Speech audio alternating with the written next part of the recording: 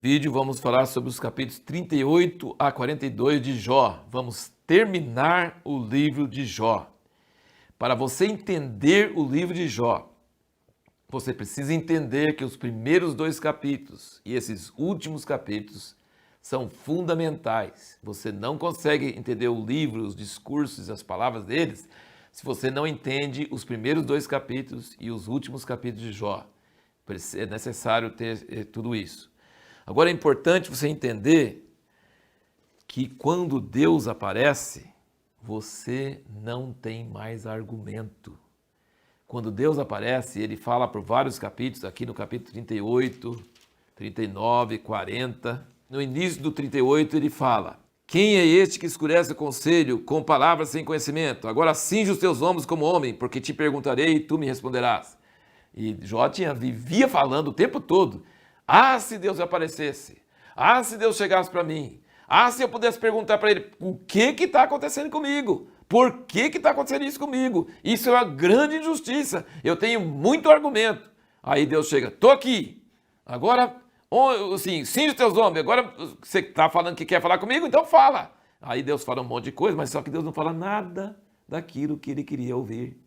Deus fala da natureza, Deus fala das aves, da terra, do jumento, ele fala dos animais, ele fala da criação, ele fala do mundo, ele fala da natureza. Ele não responde as perguntas de Jó. E aí no 40 ele fala: contenderá contra o Todo-Poderoso o censurador? Quem assim argui a Deus, responda essas coisas. Quer dizer, quem é você para ficar me cobrando, para ficar duvidando de mim? Você está exigindo resposta. Estou aqui. Agora me responde essas perguntas, que aí eu vou falar que você tem direito de me perguntar essas coisas. E aí o que Jó fala no 40? Então Jó respondeu ao Senhor e disse: eis que sou vil.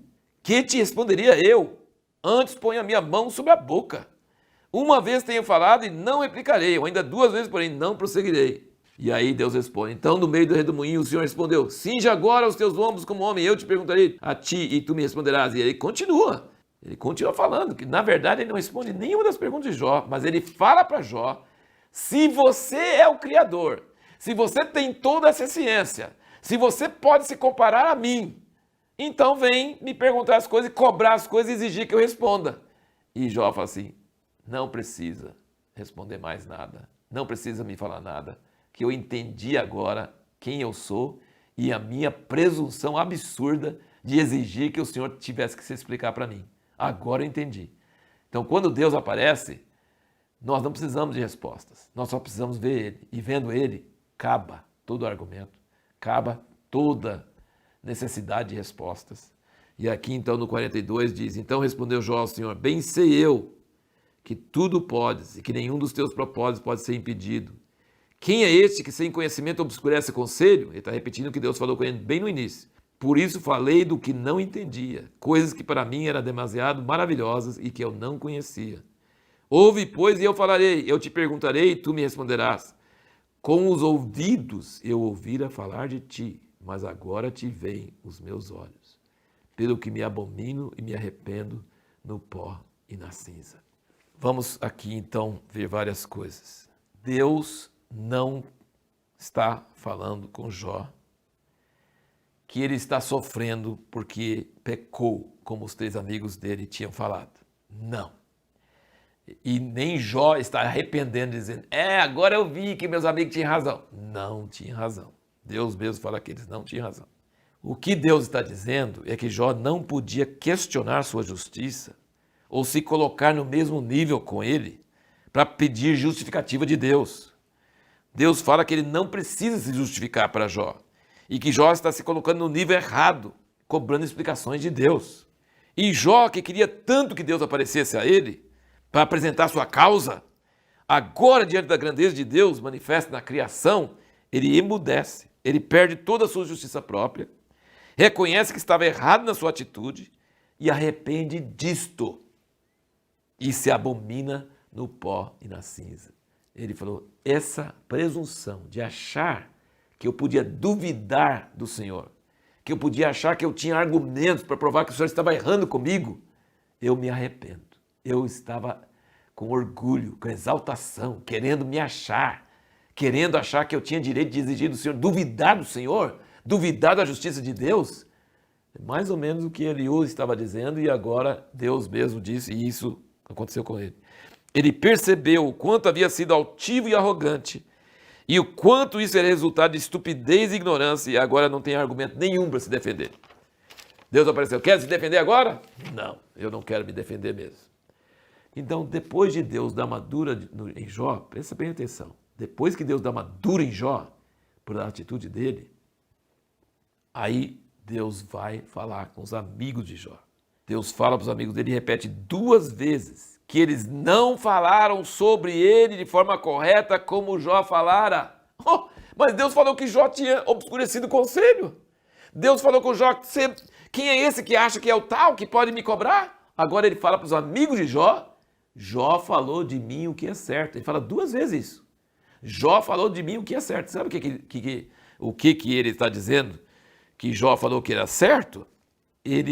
Quando Jó disse que Deus não precisava de mentira para defender ele, quando Jó disse que ele não tinha pecado e por isso Deus não estava castigando ele por causa do pecado, Jó estava falando certo. Ele estava falando que Deus tinha repreendido Jó por ser arrogante e ter obscurecido seu conselho com palavras sem sabedoria. Mas agora ele diz que Jó falou dele o que era certo e seus amigos não. E que eles deveriam pedir para Jó orar por eles, porque ele aceitaria a oração de Jó e não a oração deles. É uma coisa muito impressionante. Deus dá uma dura em Jó, Jó se arrepende, aí Deus vai para os amigos e fala com eles. E podemos concluir que quando Jó dizia que Deus não precisava de bajulação e nem de razões falsas para defender sua honra, e que ele tinha certeza que Deus iria defendê-lo, e que seu Redentor estava vivo, e que ele veria Deus em sua carne, ele estava falando de Deus o que era certo. Suas palavras iam ser registradas em livros, que seu Redentor vive, que Deus ia defender a sua causa. Quando ele falava essas coisas, ele estava falando coisa certa, e seus amigos estavam falando coisa errada. E aí, terminando o livro, nós vemos que os amigos de Jó foram pedir para ele orar por eles. E ele podia ter guardado mágoa deles, mas Deus restaurou a sorte dele quando ele orou por seus amigos. Ele perdoou e orou por seus amigos. Um homem que se arrepende diante de Deus e se abomina no pó e na cinza, também não guarda a mágoa dos amigos. Então, no fim, o que Satanás pretendia para a desgraça de Jó e para envergonhar o nome de Deus, não deu certo. Jó engrandeceu o nome de Deus, não blasfemou de Deus, mas sofreu pra caramba. E Deus ensinou ele uma lição. Ele falou, antes eu ouvia falar, agora meus olhos te veem. Ele aprendeu uma lição de valor incalculável.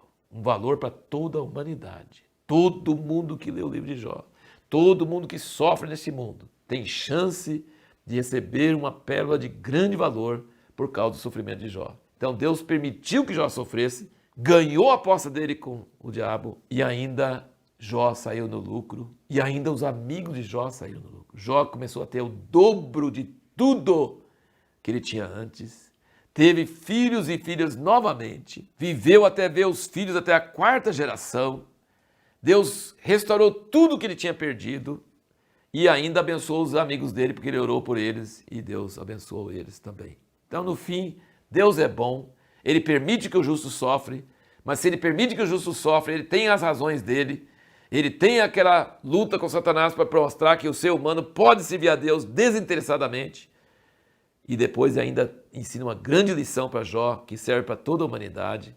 Isso é uma coisa tremenda e maravilhosa para nós. Terminando então o livro de Jó, eu queria indicar para vocês uma mensagem maravilhosa de Hernandes Dias Lopes. Em 1 hora, menos de 1 hora, ele fala sobre todo o livro de Jó. É uma das mensagens mais iluminadas, mais eloquentes, mais maravilhosas que eu já ouvi. Então eu acho que seria muito importante ao terminar o livro de Jó que você assista. É de 1 hora, exatamente, você vai ver nas palavras do nosso irmão Hernandes Dias Lopes. Isso é tremendo. Leia também o PDF que você pode baixar, que é de Philip Yancey, chama A Aposta de Deus em Jó.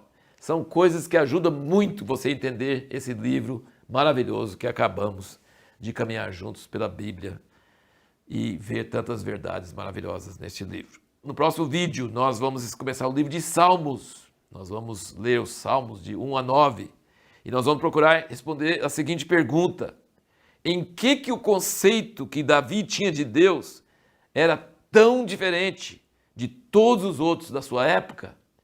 O conceito que Davi tinha de Deus, que expressa aqui nesses Salmos, em que aspectos é tão diferente do que a maioria da humanidade tinha sobre Deus?